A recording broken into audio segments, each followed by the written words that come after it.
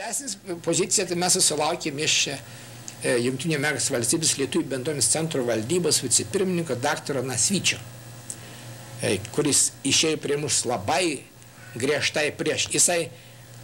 Svarbiausia jis buvo, kad tas fondas būktai einas prieš Gelžinį fondą, kurį mes tada nežinojom, tik paskiau išryškėjo, kad toks fondas jau keli metai organizuojas. O kas buvo Gelžinis fondas? O Gelžinį fondą buvo pradėjęs organizuoti Lietuvių bendruomenė.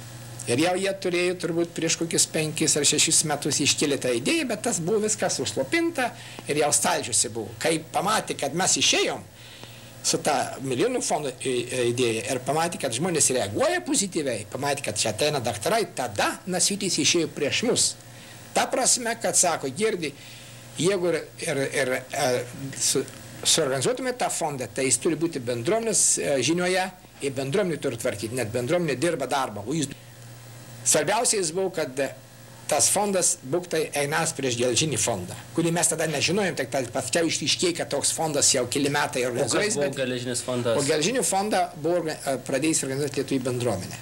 Ir jau jie turėjo turbūt prieš kokius 5 ar 6 metus iškėlė tą idėją, bet tas buvo viskas užslopinta ir jau stalčiuose buvo. Kai pamatė, kad mes išėjom su tą milijonų fondo idėja ir pamatė, kad žmonės reaguoja pozityviai, pamatė, kad čia ateina daktarai, tada Nasvytis išėjo prieš mus.